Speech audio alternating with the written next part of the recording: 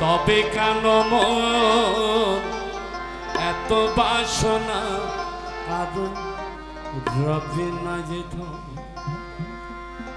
একবার সবিরে দেশে পাই দেখি দম কষে সবুরের দেশে পাই দেখি দম কষে উঠিস না রে ভেসে বেজে যন্ত্রণা কারো রবে না এত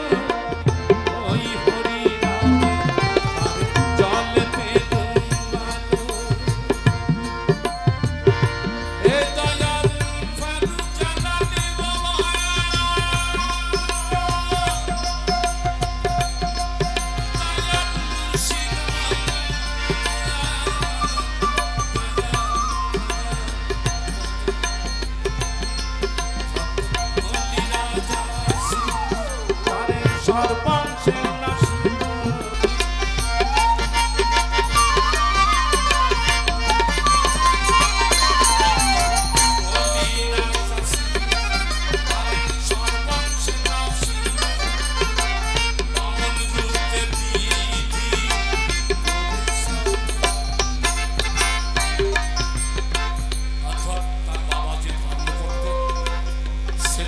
ছেলেকে বললো এই শিরুর সাধনা মাত্রে রাম সাধনা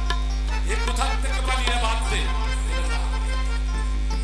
না দিলে কি সামান্য কথা বলে তাকে বেঁধে নিয়ে নিজের বাবা সাগরের ভিতর ফেলে দিয়ে আসে হাই শ্যারাম শ্যারাম এক না করতে করতে আবার কিছু দেখলো মইল না কি কত আগুনের কুণ্ড সাজিয়ে সেখানে তাকে নিক্ষেপ করে হরিনাম এই ভক্তি কৃষ্ণ নাম আমাকে দয়া যে নামটা দিয়েছে ওই নামটা ধরিয়া তাতে আমার মৃত্যু সেখান তো পুলিশে লাস্ট উইক কি করলেন ওই দরবারে রাজার যে পাগলা হাতি ছিল তাই দিয়ে যখন পাড়াতে গেলেন তখন ভগবান যেই বান্ধু ধারণ করে সে খাবার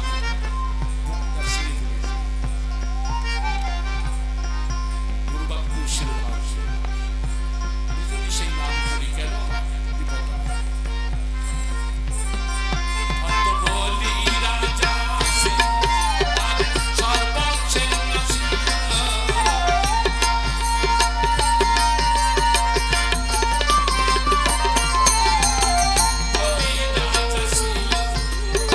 সর্বাংশের নাশী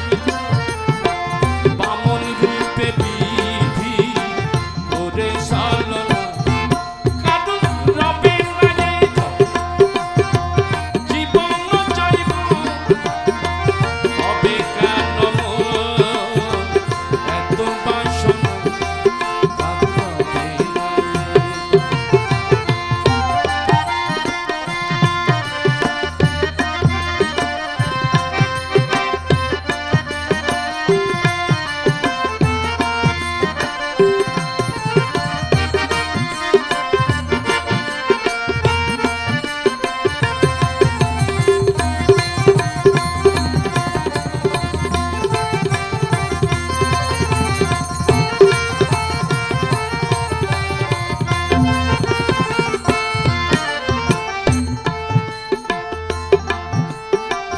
কর্ণ রাজা ভাবে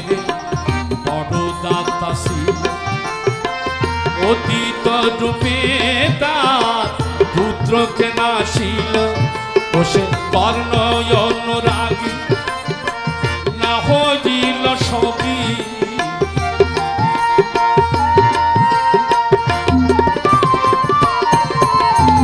কর্ণ অনুরাগী না হইল সখী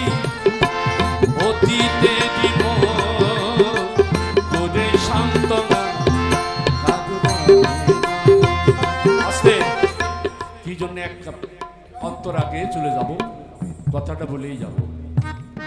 কর্ণ রাজা একজন রাজা ছিলেন উনি ধর্মভীরু বুঝেছেন অতীত ছাড়া উনি সেবা নিতেন না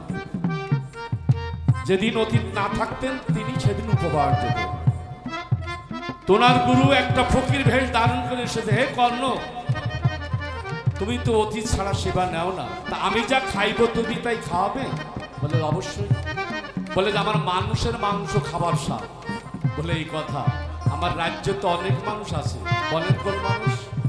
বলতেছে এ কর্ণ কর্ণ রে আমি যে মাংস খাইব রে কর্ণ সেই মাংস তুই দিবি না বলে অবশ্যই বলে দেখে বলে তোর ছোট ছেলেকে যদি জবাই করে রান্না করে দিতে পারিস তাহলে খেতে পারি এক বাক্যে রাজি আমরা কি পারবো গুরু পরীক্ষা কিভাবে করে তুমি আমাকে কত ভালোবাসো পরীক্ষা হবে ইসমাইল নবী মানে ইব্রাহিম খলিলুল্লাহ ইসমাইলকে কুরবানি দিয়েছিল কুরবানি হয়েছিল প্রিয় বস্তু কুরবানি করে এরকম ওই ঘটনাটা ঠিক তদ্রুপ আল্লাহ বলে তুই আমাকে কতটুকু ভালোবাসিস তার পরীক্ষা হবে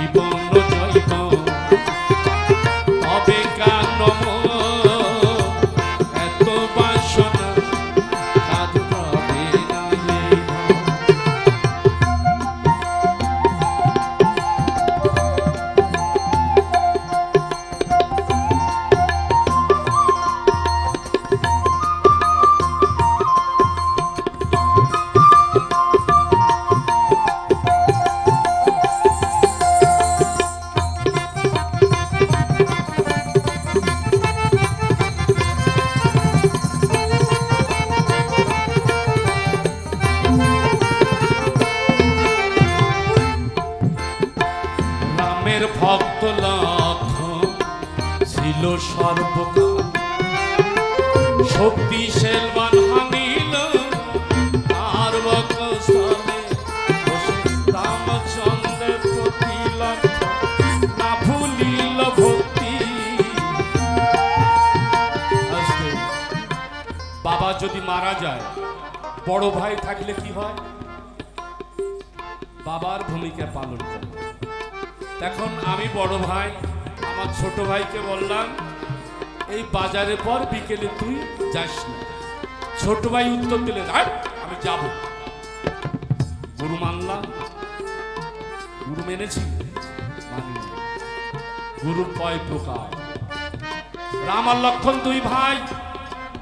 অর্থাৎ বাপ এক মা দুই। রামের সঙ্গে লক্ষণের একটা দ্বন্দ্ব বাধাই দেওয়ার যে চিন্তা ভাবনা গ্রামবাসী করে না, ভাইতি ভাইতি দ্বন্দ্ব বাধাই দিয়ে ভাগ করে দেয় না, ঠিক তত্ত্ব। লক্ষণ বলল আমার বড় ভাই গুরুজন, তার হাতে যদি আমার মৃত্যু হয়ে যায় তবু আপনাদের কারোর কথা আমি শুনব না। তাহলে তার দ্বন্দ্ব হইল না, দ্বন্দ্ব বাধাতে পারল না। গ্রাম্য সালিশে কিছুই করার নেই, যদি ভাইতি ভাইতি ঠিক।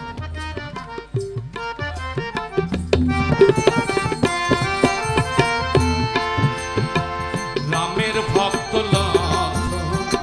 ছিল সর্বকাল, শক্তিশাল হানা নীল তার অবস্থানে, বসে রামচন্দ্রের প্রতি লক্ষণ না ভুলিল ভক্তি।